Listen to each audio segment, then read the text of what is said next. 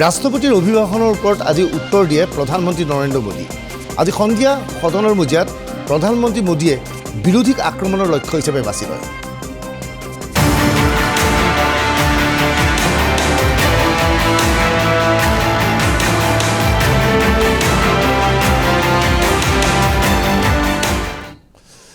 বিৰোধীৰ ফালৰ পৰা বাৰে বাৰে বিজেপিৰ ক্ষেত্ৰত কোৱা হয় বিজেপিয়ে ইডি CBI আদিক অপব্যৱহাৰ কৰিছে, কিন্তু প্ৰধানমন্ত্ৰী মোদীয়ে আজি সদনৰ মজিয়াত ইয়াৰ প্ৰত্যুত্তৰ দি পেলাই কয় পূৰ্বৰ চৰকাৰৰ কাৰ্যকালত ইডি বা CBI ব্যৱহাৰ কৰা হোৱা নাছিল বা তেওঁলোকক সম্পূৰ্ণৰূপে বহুৱাই থৈ দিছিল, আৰু তেওঁৰ চৰকাৰে ইডি আৰু CBIক ব্যৱহাৰ কৰিছে, ইডি আৰু CBI কাম কৰিবলৈ সুযোগ দিছে, আৰু ইয়াৰ ফলত যথেষ্ট কাম কৰিছে ইডিয়ে। কি কৈছিল প্ৰধানমন্ত্ৰী মোদীয়ে? बाकी उनको कोई काम करने नहीं दिया जाता था। अब आप देखिए उनके कालखंड में क्या हुआ। PMLA एक्ट के तहत हमने पहले के मुकाबले 2 गुने से अधिक केस दर्ज किए। कांग्रेस के समय में ईडी ने 5,000 करोड़ रुपए की संपत्ति जब्त की। हमारे कार्यकाल में ईडी ने 1 लाख करोड़ रुपए की संपत्ति की। देश का लूटा हुआ माल देना ही पड़ेगा। और जिनका इतना सारा माल पकड़ा जाता हो, नोटों के ढेर पकड़े जाते हो, और अधीर बाबू तो बंगाल से आते हैं, देखे हैं नोटों के ढेर उन्होंने तो किस किस के घर में से पकड़े जाते हैं, किस किस राज्यों में पकड़े जाते थे। ये देश ये नोटों के ढेर देख देख करके चौंक गया है। लेकिन अब जनता को आप मूर्ख नहीं बना सकते। जनता देख रही है कि किस प्रकार से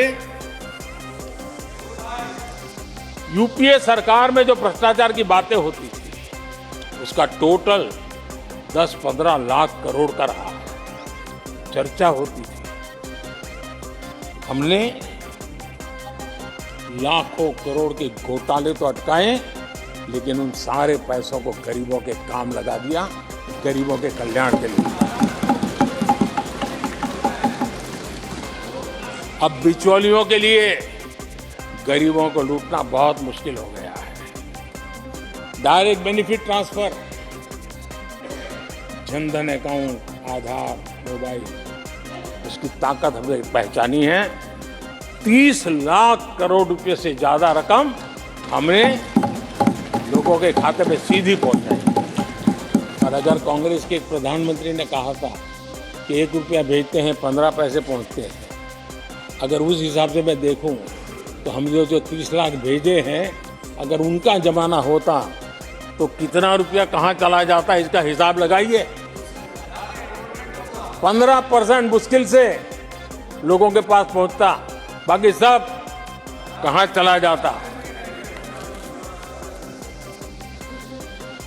आदरणीय अध्यक्ष जी, हमने 10 करोड़ फर्जी नाम हटाए हैं। अभी लोग पूछते हैं पहले इतना आंकड़ा था, क्यों कम हुआ? आपने ऐसी व्यवस्था बनाई थी जिस बेटी का जन्म नहीं हुआ उसको आपके यहां से विधवा पेंशन जाते थे। और ऐसे सरकारी योजनाओं को मारने के जो रास्ते थे ना, 10 करोड़ फर्जी नाम बंद किए। ये जो परेशानी है ना इन चीजों की है, क्योंकि रोजमर्रा की काय उनकी बंद हो गई है। आदरणीय अध्यक्ष जी, हमने ये फर्जी नामों को हटाने से करीब 3 लाख करोड़ रुपया फर्जी हाथों में जाने से बचाया, गलत हाथों में जाने से बचाया। প্ৰধানমন্ত্ৰী মোদীয়ে আজি সদনৰ মজিয়াত স্পষ্টভাৱে কয় দুৰ্নীতিগ্ৰস্ত ৰাজনীতিবিদৰ বিৰুদ্ধে তেওঁ ব্যৱস্থা লৈ আছে। তেওঁক যিমানেই আক্ৰমণ নকৰক কিয় এনেধৰণৰ অভিযান সদায় অব্যাহত থাকিব। सभी राजनीतिक दलों को भी सोचने की जरूरत है, और समाज में भी जो लोग बैठे हैं उनको देखने की जरूरत है। आज देश का दुर्भाग्य है, पहले तो क्लासरूम में भी कोई अगर चोरी करता था, किसी की कॉपी करता था, तो वो भी 10 दिन तक अपना मुंह किसी को दिखाता नहीं था। आज जो भ्रष्टाचार के आरोप जिन पे सिद्ध हो चुके हैं, जो जेलों में समय निकाल करके पैरोल पर आए, आज वॉशिंग मशीन से भी बड़ा कंधे पे लेकर के महिमा मंडन कर रहे हैं ऐसे चोरों का सार्वजनिक जीवन में।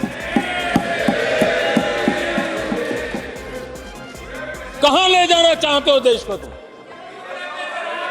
जो सजा हो चुकी है, मैं ये तो समझता हूं कि आरोप जो है उनके लिए तो आप सोच सकते हैं, लेकिन जो गुनाह सिद्ध हो चुका है, जो सजा काट चुके हैं, जो सजा काट रहे हैं, ऐसे लोगों का महिमा मंडन करते हो आप? कौन सा कल्चर और देश की भावी पीढ़ी को क्या प्रेरणा देना चाहते हो आप? कौन से रास्ते और ऐसी कौन सी आपकी मजबूरी है?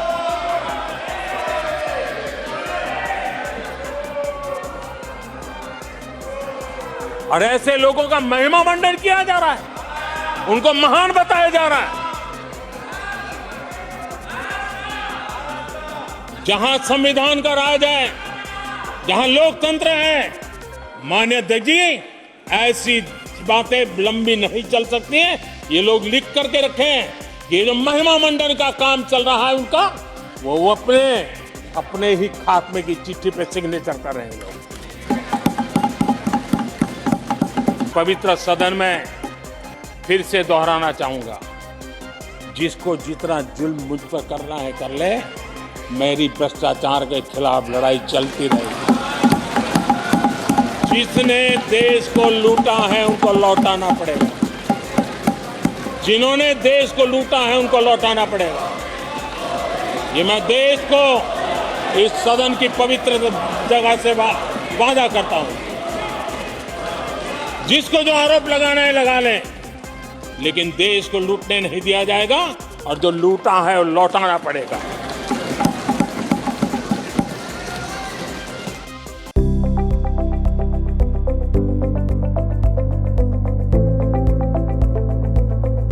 NB নিউজ, সহজ সৰল ভাষাত নৱভাৰতৰ কথা।